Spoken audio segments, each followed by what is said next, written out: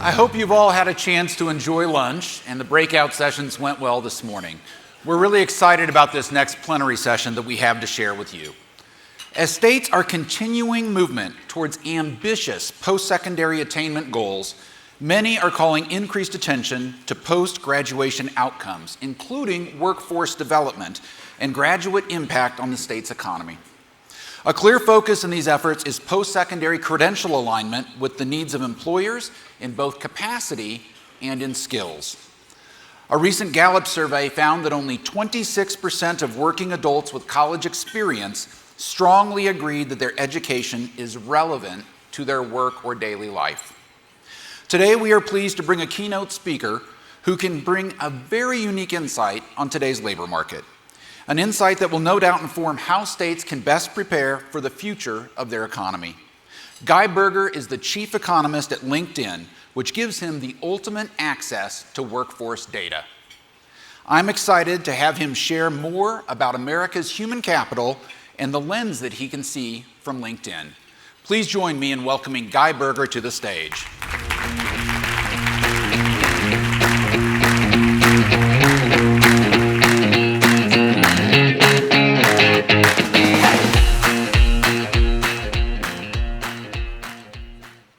So hi, my name is Guy Berger. I'm LinkedIn's principal economist. It's so great to be here. I'm really excited. This group is involved in one of the most important activities in America today, which is preparing America's students, America's future workers, current workers, in terms of helping them invest in human capital, which is really one of the most important forms of investment any worker can make, any individual can make. I'm going to talk a lot about data because I'm a giant econ and data geek, so I hope that some of you will bear with me once I get to that. But before I do, I want to talk a little bit about the team I work on. I work on LinkedIn's economic graph team. Our mission, what we want to do is we want to help transition the world's workers into the jobs and skills of tomorrow. And I know that's also something that's really on a lot of your minds, so I think that the stuff I'm going to be talking about is going to be of very high interest to everybody here. Now, let's talk a little bit about the data and how we actually do, try to achieve this mission that I was talking about. So we, the term economic graph is actually one that the team has borrowed from LinkedIn as a whole. We use the economic graph is the term for all the data, this digital map we have of the global economy, of the US economy.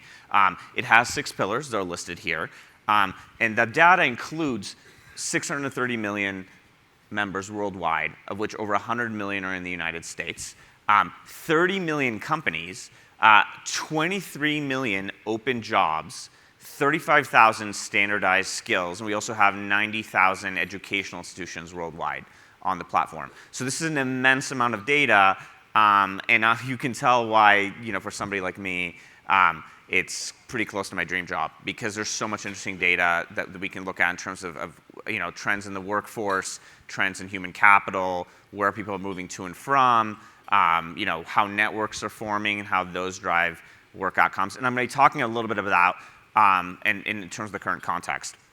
Now, I want to talk a little bit about the current state of the labor market before I jump into the actual human capital part, because I think it's important to understand the context we're in.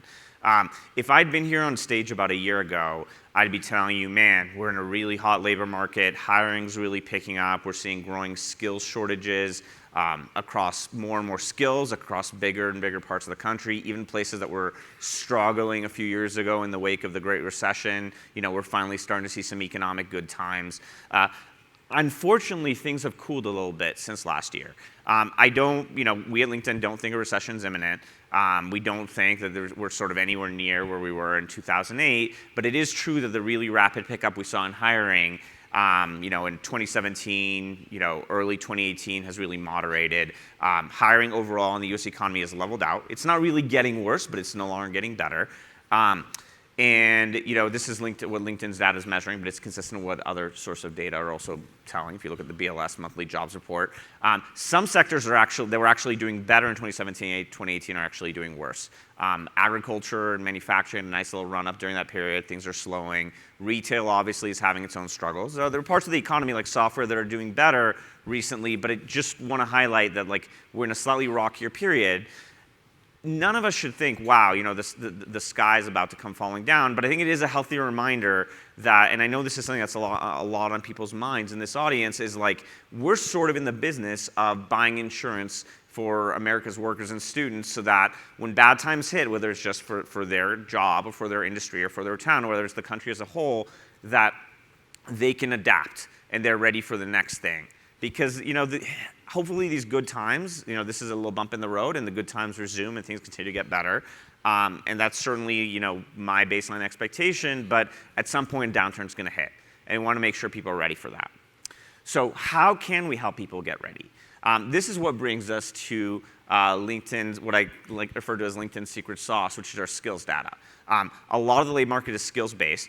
We have an expansive view of skills as things people know, things people are good at, but we have a lot of data on that. We measure the supply and demand of 50,000 unique skills, which are classified into 35,000 standardized skills. With this data, we can measure trends in skills demand, skill supply, where things are going. And I'm going to talk about this data from two angles. It's not the comprehensive way of looking at our data, but just want to highlight two important trends that I think they're going to be of interest to this audience. The first one is where the biggest shortages are. We keep hearing about skill shortages across a wide range, but what are the biggest ones that exist in the United States today? And this is a list of the top 10 and also how the shortages have grown over the past year. I'd focus on two big buckets here. The first one is highlighted by that first very top skill. It's what I group as foundational skills, core skills, includes oral communication, which itself is a bucket for things like public speaking, being able to communicate at work. Other kinds of foundational skills that are high on this list, you can see digital literacy. This is things like being able to, use a word processing software or, do a spreadsheet, or even something that I actually don't have much aptitude in. Fortunately, I was working with somebody who's a really good designer of making good PowerPoint slides. So if this looks terrible, it's my fault. If it looks good, then I definitely can't take credit for it. But anyway, I think these things are really important, and I think this is one very key important prong of what education training needs to address, is these core foundational skills. The other big chunk here that in some sense you probably don't need a Silicon Valley economist to tell you is there's very strong demand for tech skills, and you see this with data science skills being a very big shortage, software development tools being a very big shortage, data storage technologies being a very big shortage. There are other ones. This is just a top 10, so there are more down the list. So I've highlighted these two groups. I think for most people, both of these are really important. Certainly, I imagine there are lots of Americans that have succeeded career-wise just being good at one of these, but I think that generally we should think of these as complementary. The core foundational skills are really important because they're useful in a lot of jobs. Without them, a worker, when their skills become obsolete, whether it's due to an economic downturn or due to technological change, they might struggle to adapt or to reskill because they don't have that core foundation. The tech skills, and not just the tech skills, by the way, a lot of specialized skills that are much more specific job-oriented. I mean, we can think of things like accounting, bookkeeping skills, skills that professionals, consultants or lawyers use for their jobs, carpentry and lots of trade skills. These skills are important because they are what allow workers to meet the needs of employers here and now. And what's important is, as I said, the core foundational skills are what allows people to have flexibility, adaptability, to pivot, to move from one play to the next. These technical skills, what we really need to focus on them, because they are important and they do drive better pay for workers, they allow workers to do a better job in their roles, is to make sure that those skills, we provide a relatively affordable and quick way for people to learn it. Because if people do need to adapt from one role to the other, and it takes a really long time to acquire these skills, people really are going to be effectively economically stranded. We need to build education and training programs that sort of overcome this brittleness of these specialized technical skills, whether they're in tech or elsewhere. So this is the cut in terms of what skills are in demand. The other one I want to emphasize is that even though the labor market is right now, at a relatively good state, certainly the best it's been since 2007, there's still a lot of work to be done in terms of reskilling. I'm personally a believer that strong labor markets are really good for reskilling. People are more likely to be able to effectively skill when times are good because it is important to learn skills in the classroom or in an educational setting. But building on that, for those skills to really take root and for people to get good at it, they need to practice them on the job.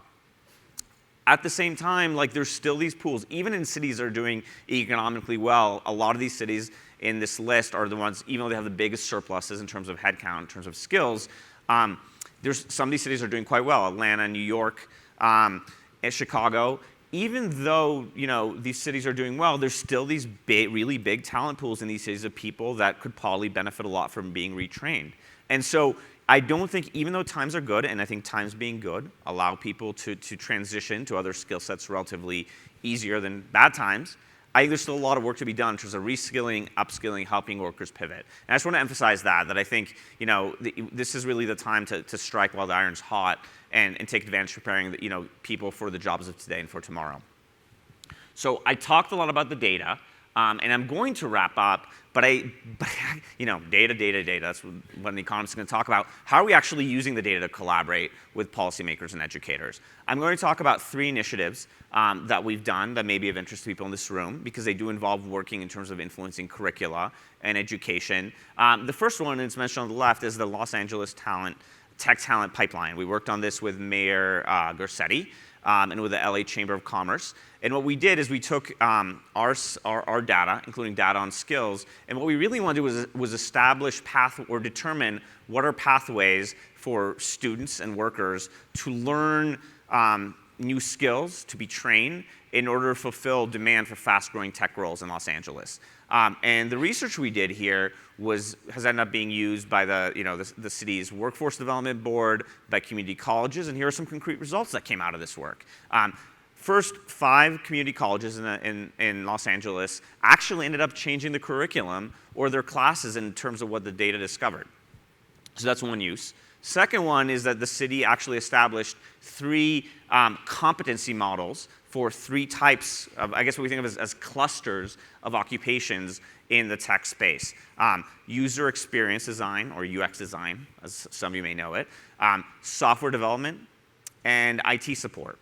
And the third thing that happened is actually the data helped place 400 youth in paying tech internships. So again, this is one specific case. On the right-hand side, we also mentioned the New York City Talent Pipeline. It was a very similar type project. We worked with policymakers and educators in the New York City area and helped them design curricula to be able to develop these tech talent pipelines, establish pathways for people to learn the skills they need to meet fast-growing tech jobs. And then in the middle, we worked with the National League of Cities, and particularly 5 cities, Houston, Austin, and Corpus Christi in Texas, and then Jacksonville, Florida, Charleston, South Carolina, and Nashville, Tennessee. And what we gave them granular skills data so they could determine how to better develop education and training, post-secondary education and training programs. And in one specific case, Corpus Christi, this data helped them land a $275,000 grant in order to better develop post-secondary education programs in their cities. So these are just a few of the applications in which we have used our data, both in the United States but also abroad, to take LinkedIn's data on skills and where people are located, where the jobs are, what skills are needed for jobs, and help develop and influence curricula and education and training. So with that, I actually ended up, I'm a fast talker, so I ended up zooming through this material a little faster than I anticipated. So we actually have a lot of time for questions, and I'd be glad to take them from the audience. I know you guys like a really awesome audience, lots of interesting questions. So we have some mic runners, I think. So there's a question right here. I can speak loud enough. I'd be curious to understand what initiates a partnership between you and an organization or a governmental entity to do this kind of analysis and provide advice and counsel. So the question, great question, what it takes for a public institution to collaborate with LinkedIn on our data and get these kind of insights. So first and most importantly, because this is a lot, in some sense we're kind of a small team, and this is an amazing audience of really talented people who are all probably interested in our data. Some of this data and more of it is publicly available. I would encourage all of you to go to economicgraph.linkedin.com where we have a monthly workforce report that covers the United States and 20 major metro areas that's published. We actually published one just today for data that's actually fresher than the data I presented today. I'm sorry. This is from the data I presented from a month ago, but there's actually fresher data. It's like 1 month iterated that was just published today that I couldn't update it because it was published like literally as I was walking on stage. And then besides the US workforce report, there are a lot of other reports we put on this topic and other ones on economicgraph.linkedin.com. We are going to be releasing more data publicly over time in the form of aggregated data sets because even with the workforce report, I would say it's great, it's a wonderful product, but it's very static. And there's a lot of data we could share with the public that would be of interest and value. And then finally, there are these, these are in some sense, heavy-duty bespoke collaborations. I would encourage you to email economicgraph@linkedin.com. We have a wonderful policy team that's glad to collaborate with people in terms of, getting this data in a way that enables people to, like yourselves, to make better decisions. This is just, it's, I don't know if it's the tip of the iceberg, it's a weird comp, but this is just like a narrow slice of the kind of collaborations we do. So please go to economicgraph.linkedin.com and take a look, because I think there's lots of interesting resources there. I think there's just somebody here. Oh, okay, sorry. I think we'll get, I'm not in charge of the mic, so there's a question right there, and then we'll come back to you in a second. Hi. Quick question about your job openings data that you have. Yeah. Postings by employers on your website. In terms of the types of tags that you associate with that information that you're collecting about the job posting itself, I'm curious to know whether or not you're tagging them as a potential opportunity for experiential learning opportunity for, say, entry-level people, because I know that a lot of state departments of education are really trying to get a repository within their state of different work-based learning opportunities that are available to individuals of all ages, not just K-12, but also for adults and for college students. So I was just thinking that could be a really awesome treasure trove of data for them to have at their disposal if you guys had thought about maybe trying to provide that kind of tagging of the postings data. So to answer the question, I think I just want to make sure I understand it. When you're talking workplace learning opportunities, you're sort of talking about something that includes, but essentially a broader set of what you think of as like internships. That's a really interesting idea because I kind of wonder, I'd have to look at the data. Like they're definitely like, it is easy with things labeled internship, but there's actually a much broader set of these kind of things.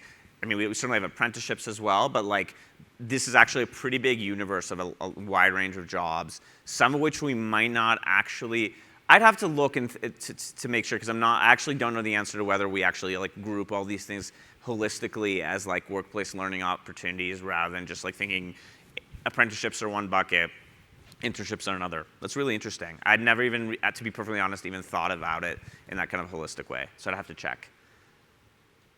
Yeah, or whoever's, I don't know who's near the mic. Hi. Yeah. Quick question. So big fan of LinkedIn. I'm interested in the data validity, particularly around skills data, right? So not so much on the demand side where employers are identifying skills that they need, but at least my understanding from the site is the skills that job seekers have is self-reported. So just wondering how you guys think about validity of those data. That's a really good question. So it's funny, I get a lot of questions from both angles. Sometimes people are worried when they see the oral communications thing about underreporting, of like, you know what, aren't you worried that in fact you're undercounting some of these skills?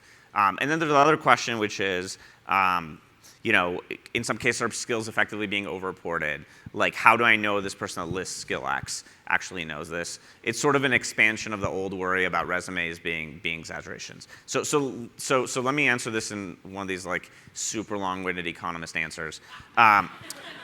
No, because this is what you're stuck with, given that I'm the one on stage.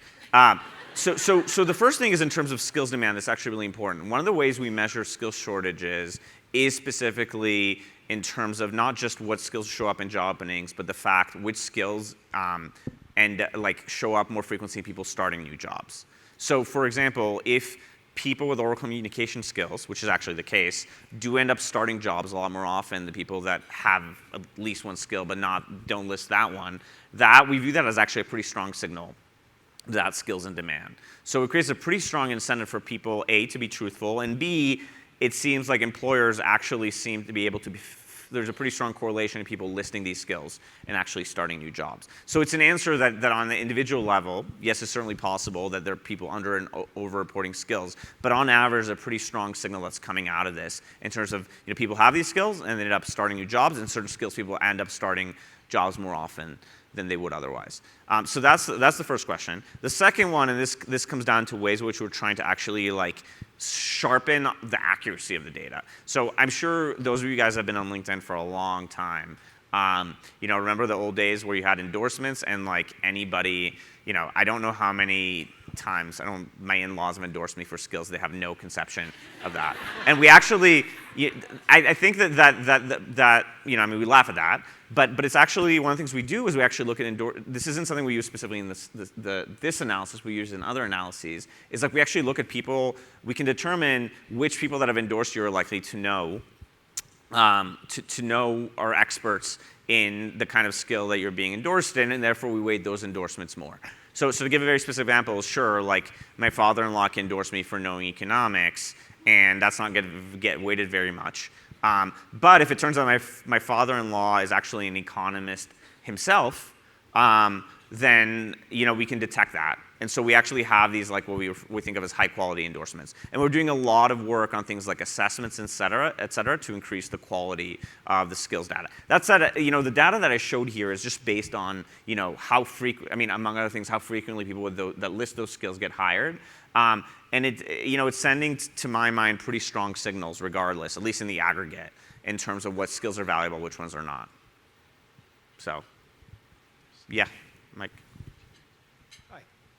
I'm sorry. This sort of builds on the last question about skills. And by the way, I'm a big fan of LinkedIn, one of those older users too. In terms of the utility of the platform to be able to share information about what's happening in our industries, though, is incredibly valuable. And I know we have at least one of the LinkedIn influencers in the room, Carlos Salerno, is in here somewhere, and I read his stuff a lot. So it's incredibly helpful. It's much more than what you have up here. There are companies like Credly and others that are trying to create these badges that will be able to more accurately characterize what someone's skills are from a job they've had or from an education they've had. Would something like that help you further refine the skills data that you're looking at? And is that something that LinkedIn is looking at, or are you going to rely on one of these external providers to do that? So just in general, we are super interested in it used to be that LinkedIn was known as a place for professionals, people with bachelor's degrees.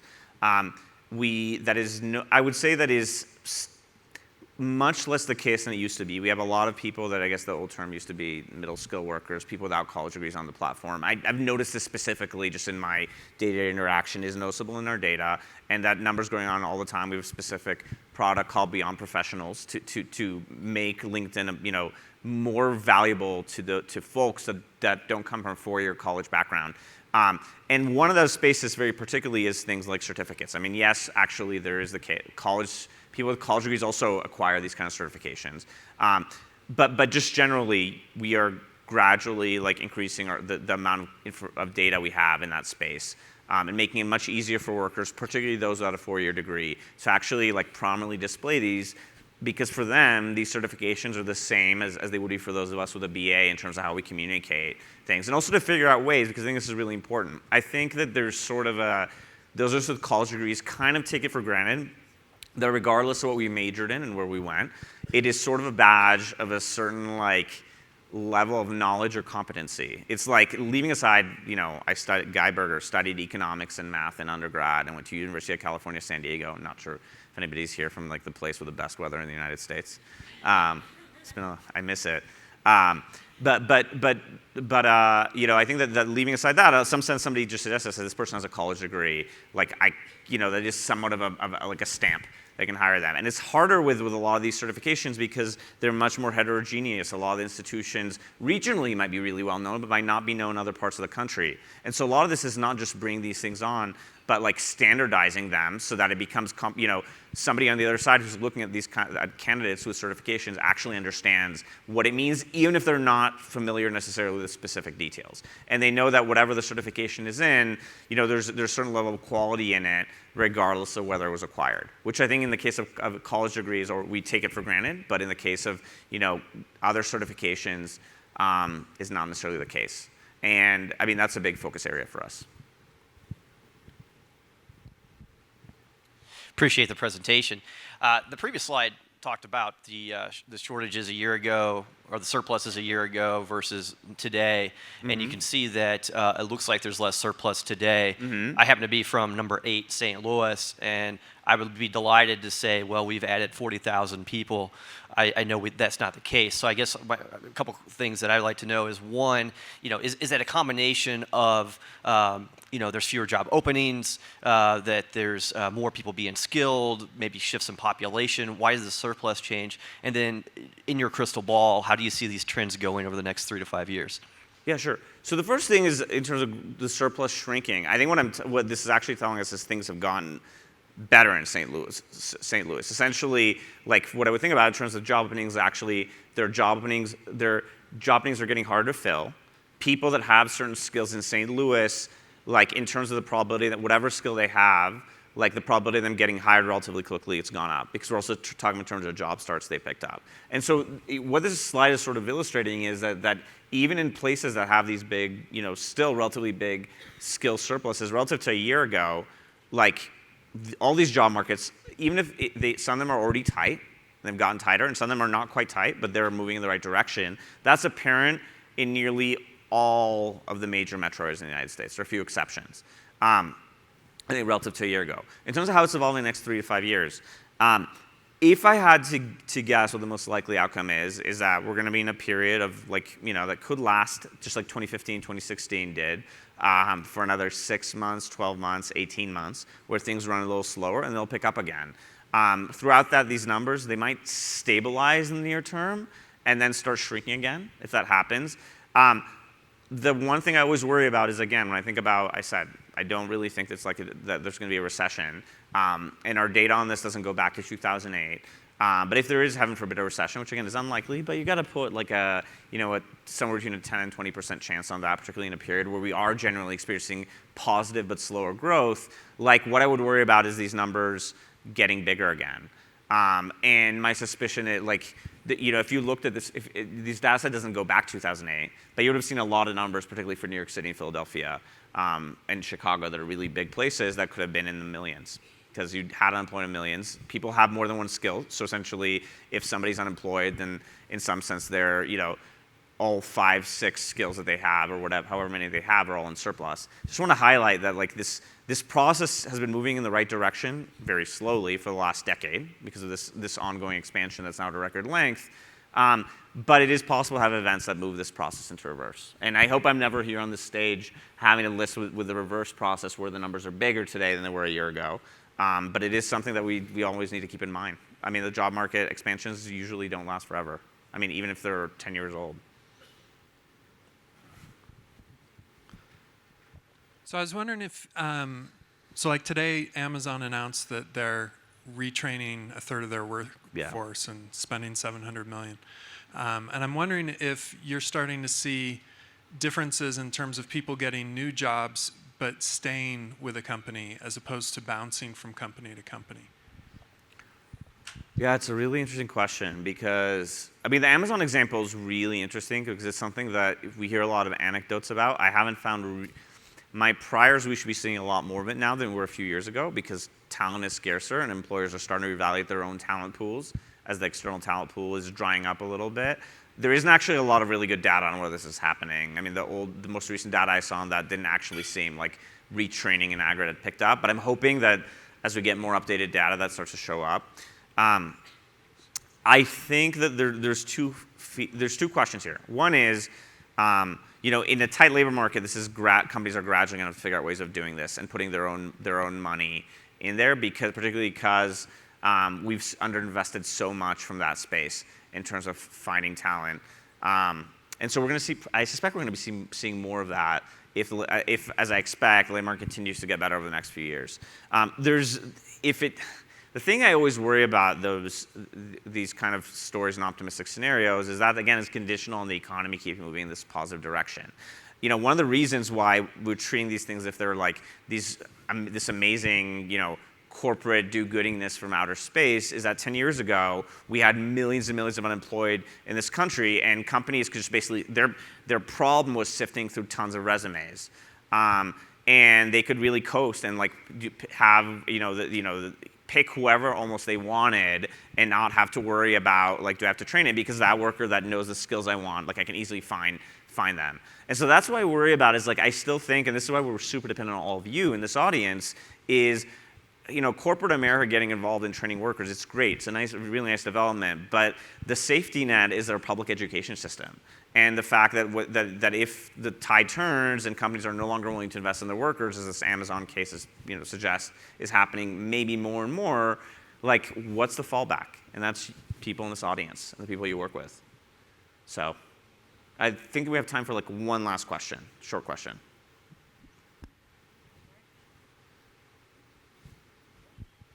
All right. Thanks. First, I want to just say LinkedIn in Nebraska is doing amazing things in their hiring process and finding new ways so they can bypass some of the biases that may occur in the hiring process, and it's been really impressive. I'm wondering if any of the data that you're collecting is looking at social emotional skills of the workers. Yeah, it's a really good question. Even with these soft skills, it's such a murky concept. What's a soft skill? I talked to somebody who publicly speaks for their job, and they're like, why are you defining public speaking as a soft skill? It just varies on the context. I think that you saw a little bit of that with time management.